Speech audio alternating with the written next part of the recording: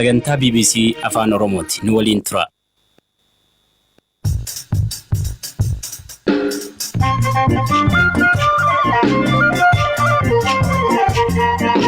Waltiin keessan akkam dhaggeeffattoota keenya kabajamoo sagantaa keenya raadiyoo bara 2011 isa xumuraa ta'e qabannee dhiyaanneerra. Mootummaan Itoophiyaa naannoo daangaatti miseensota IS to'annoo jala oolche jechuun lammiileen Itoophiyaa muraasni jiru harki caala garuu lammiilee biyya alaati. Warra Yemanii fi Sooriyaa maal kanatu baay'ata. Bara xumuramuuf sa'aan muraasni hafe kanatti taateewwan gurguddoo biyya keessatti raawwataman. Jala bultii ayyaana bara haaraatti aadaa buqqisaa Shawaa Kaabaatti beekamu.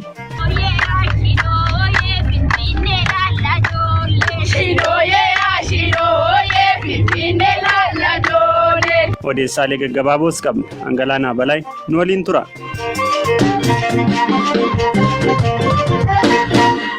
Itoophiyaan loltoota garee IS jechuun of waamuu fi Soomaaliyaa keessatti socho'u magaalota daangaa Itoophiyaa Soomaaliyaa fi Keeniyaa daangessan irratti qabuu ishee beeksiste. Raayyaa ittisa biyyaatti itti gaafatamaan waajjira itti aanaa Itaamaajoor Shumii Kunoleel Tasfaayee Ayyaaloo miseensonni Alshabaabii fi IS Itoophiyaallee galuudhaaf tattaaffii guddaa gochaa turanii nuti ammoo hordofnee qabnee jirraa jechuudhaan gaaffiif deebii ammayyuu itti aanaa waliin taasisaniin dubbatan.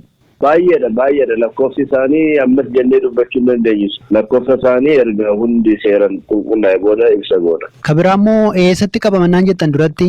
Jijjigaa boordarii Moyyaalee Dolloo kanarratti magaala boordarii irratti jechuudha. Kanneen qabaman lammiilee Itoophiyaati moo lammiilee biyya alaati? Lammiileen Itoophiyaa muraasni jiru harki caala garuu lammiilee biyya alaati. Warra Yemanii fi Sooriyaa maal kanatu baay'ata. Afaan keenya barsiisanii gadhiisan. Yeroo darbee afaan Amaaraadhaan ergaa dabarsanii turanii ergaan isaanii suni nageenya biyyattiirratti akkam rakkoo fiduu danda'a? Isin akka raayyaa ittisa biyyaatti akkamiin ilaaltan? Infinneedhanii ture garuu infidanuu hin dandeenye. Maaliif nuti seekuritiin keenya cimaa waan ta'eef galuu hin danda'amne. Isaan yaa propoogaandaadha jedhanii jennee nuti boordarii keenya cimsinee achumarratti isaan qabnee amma gara seeratti dhiyeessuudhaan. Kanaan dura miseensonni garee IS jedhamu qabamanii to'atamanii beeku mootummaa Itoophiyaatiin. Amisoom keessa yeroo jirru Somaalee keessa hin qabna. Yeroo qabnu immoo mootummaa Somaaleetti kennina qabnee qofa malee biyya keenyatti qabnee hin beeku. Amma biyya keessa qabamannaan jettanii yeroo isaanitti himne dhiyoodha moo waan bubbuleedha wanni kun? Dhiyoodha. Erga isaan afaan Amaaraan qaban booda. Amma miseensa IS ta'uun isaanii akkamiin barame? Innumtuu achi leenjisee yeroo ergu hin beekna odeeffannoon.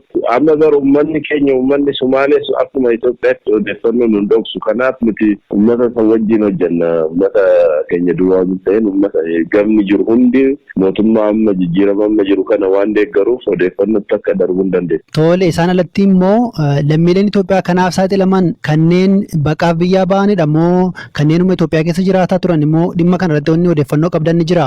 Warra hojii barbaacha biyya alaa yeroo deemanu achitti karaarratti qabanii qofa koottaa hojii isinii kennina maal jedhanii gowwoomsanii qofa isaan illee leenjisuu. Gama raayyaa ittisa biyyaa wanni isin dalagaa jirtan ni jira?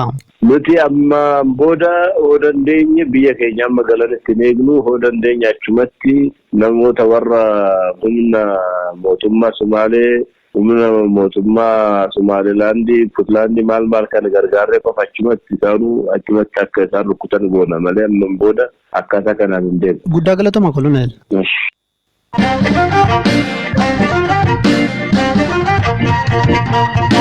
Du'aa fi dararaan mana hidhaa Ma'akalaawwii keessatti raawwatamaa ture uummataaf ifa ta'eef sirnoota 3 darban keessatti mana mallattoo sarbama mirga namoomaa ta'ee ture jijjiiruun gochi akkasii akka irra hin deebi'amne barsiisuu fi jedhan pirezidantii itti aanaan mana murtii waliigalaa federaalaa obbo Salamoon Araddaa gaaffiif deebii Baqqalaa Atoomaa waliin taasisaniin dhuguma manneen hidhaa keessatti shakkamtoota dararuun dhaabbateeraa gaaffii jedhuuf deebii kennaniin jalqabna.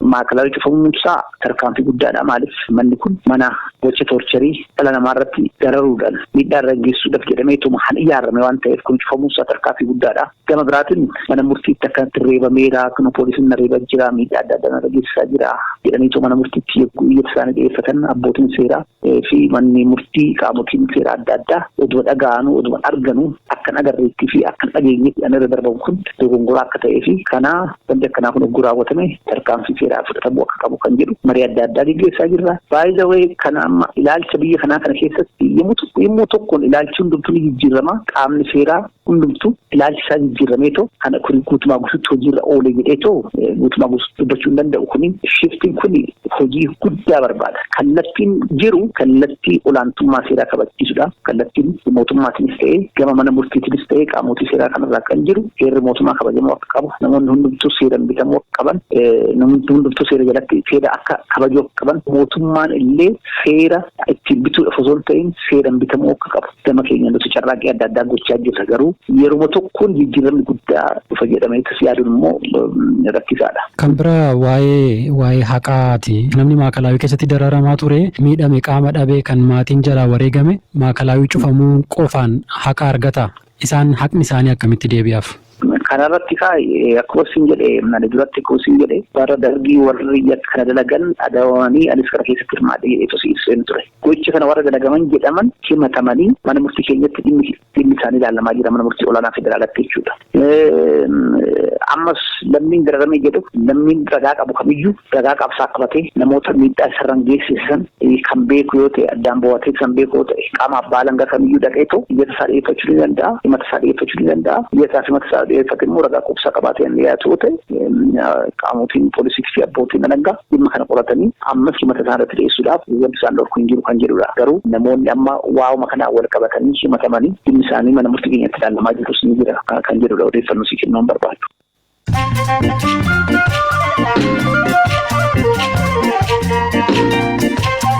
BBC Afaan Oromoo caqasaa jirtu dhaggeeffattoota keenya odeessaalee gaggabaaboo hirphaarraa dhageenya. Galatoomii Galaana Ruwaandaan godaantota Afrikaa mana hidhaa Liibiyaa jiran simachuu ishiitiin maallaqni gamtaa Awurooppaarraa argattu akka hin jirre ministeerri godaansa biyyattii himaniin. Godaantonni baha Afrikaa 500 Liibiyaatti ugguraman marsaa jalqaban torban dhuftu Ruwaandaa qaqqabu jedhameetu eegama. Pirezidaantiin Sudaan Kibbaa Saalvaa Kiir fi hoogganaan garee mormituu Riek Machaar mootummaa ce'umsaa hundeessuudhaaf walii galaniin bulchiinsi haaraan walakkeessa ji'a sadaasaatti akka hundeeffamu ministeerri odeeffannoo biyyattii beekseera. Mana barnootaa Keeniyaatti barattuun laguun daree barnootaatti itti dhufe akka qaanoftu taasifamnaan of ajjeefte. Barattuun ganna 14 kun barsiisaan ishee akka daree keessatti qaanoftu sababii akka ta'e haati ishee dubbataniiru. Maatiin barattoota 200 ta'anis gocha kana mormuudhaaf ba'an gaazii nama boochisu yookiin immoo imimmaansuun bittinfamaniiru. Biyyoonni Arabootaa Israa'el sulula Joordaan ofitti dabaluudhaaf karoorsuu balaaleffataniin kibxata darbee muummichi ministeeraa biyyattii Benjamin Netanyahuun birmadummaa sulula Joordaanii fi kaaba galaana Deed jedhamu irratti akka ofitti dabalan dubbachuun balaaleffataniirus jedhamee jira. Taphataan sarara gidduu Baarseloonaa sirbituu tokko wajjin wal lolaan hospitaalatti erga dhukaasa banee taphataan kun ugguramee jira. Adda turaan waggaa 3tti dhiyaatuuf dirree kubbaa miilaatti uggurames jedhamee jira. Oduu biraatiin gabaa ayyaana Walisoo irratti handaanqoon warqee gurraa liqimse garaasaa keessaan fudhadheen jira jedhan Aadde Hacaaltuu Badiraa. Aadde Hacaaltuun kormaan handaanqoo warqee liqimse birrii 150 daldalaa biraarraa bitachuudhaaf dirqamuu isaaniitu himame. Galaana waliin isaatii kan isaan Akka lakkoofsa Itoophiyaa bara 2011 xumuramaa jiru keessatti taateewwan gurguddoo uummata biyya keessaaf hawaasa idil addunyaa biratti ijoo dubbii ta'an hedduutu ture. Eliyaas Hordofaa akka itti aanutti gabaabsee isinii dhiyeessa.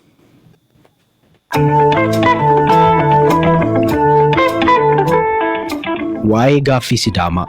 Uummanni Sidaamaa gaaffii ofiin of bulchuu wajjin wal qabatan waggoota dheeraaf dhiyeessaa ture. Boordiin filannoos dhimmuma kana hojiirra oolchuuf sadaasa bara 2012 beellama qabatee jira.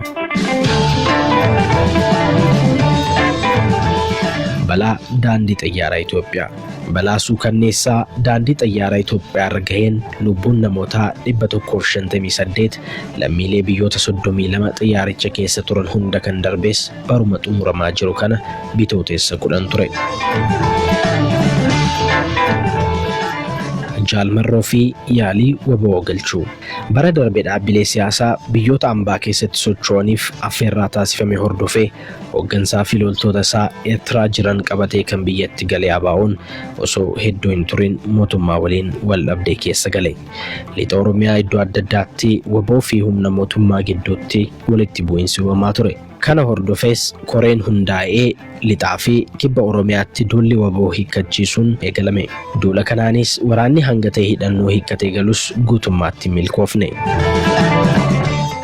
Yaalii fonqolcha mootummaa naannoo Amaaraa.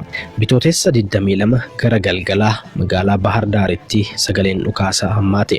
Boodas aangawoota naannichaa irratti dhukaasa baname ta'uun mirkanaa'e. Bulees pirezidaantiin naannoo Amaaraa Dr. Ambaachoo Makonnanii fi gorsaan isaanii obbo Azazwaasee ajjeefamuun dhaga'ame. Guyyaadhuma sana garaagarummaa sa'a muraasaan itaamaዦoriin waraana Itoophiyaa Jeneraal Saara Makonnin waahila isaanii sooramarra jiran Jeneraal Gazaayii Abarraa waliin ajjeefaman. Biqiltuu miiliyoona 350. Duula akka biyyaatti adoolessa 22 bara 2011 mata duree ashaaraa magariisaa jedhuun taasifameen biqiltuuwwan miiliyoona 350 ol dhaabamuu isaanii mootummaan Itoophiyaa beekseera. Guyyaan har'aa yookaan jala bultiin bara haaraa godina Shawaa Kaabaatti buqqisaa jedhamuun kabajama. Guyyaa kana shamarran qunnii buqqifatanii sirba boruuf qophaa'u. Waahilli keenya Buzoo Warqolaanaa magaalaa Gabra Gurraachaatti jiraattuu kata'an Aadde Yemaanesh Kabbee waa'ee aadaa kanaa gaafateera. Ji'atti itti qophaa'u jalqaba hawaasni keenya akka aadaa abbootii fi haadholii keenyatti haadholiin qincee qopheessuu annabaa biroon hin godhamaa nuugiin tumamaa galgala gaafa buqqisaasan shamarran qunnii buqqifatu haadholiin immoo kana qopheessu jechuudha.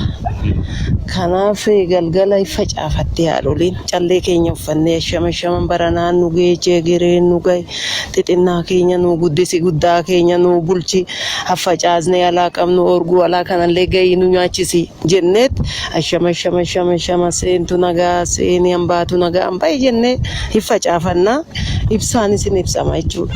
Annabaa biroon nuugisuunis akkasumatti maatii bal'isnee si kadhanna bal'isii nuu kenni guutii nuu kenni guunnee si ilaanna jennee waaqa keenya waaqa abbaa keenya waaqa keenya waaqeffanna. Isaan kaabariitu san immoo shamarran keenya qunnii isaanii fudhataniiti mandararra deemu buqqee qabatanii tan dhadhaa qabu handulloota qabu dhadhaa kennaaf handulloota dhaballee hin eebbisu dubartootichis hambaranaan singa'ee egereessinaa ga'utteeti nu eebbisti. Yaseesaa itti shamarran immoo yaseesaa gofaree goota biraan bariite ooda jedhu. Xixinnaa guddisi guddaa keenya bulchi yaaseesaa gofaree goota biraan bariite ooda jedhu inni nu faarsiti birraas faarsite jechuudha. Jiraataan aanaa Kuyyuu magaalaa Gabra Gurraachaa obbo Hamdee Abarraa ammoo guyyaa kanatti qophii dargaggoonni taasisan nutti himan. Shamarran qunnii buqqifatti dargaggoon immoo shimala ofii fooxaa ofii marateet boru haala mijeeffachuudhaaf bakka buqqisaasan dubara bira dhaqaa. Haalli mijaa'atu kun immoo maali guyyaa boruutiif shamarran karameellaa bittee fidatti inni shittoo bitee fiddaqa shaashii bitee fiddaqa kuni aadaa biyyattiiti.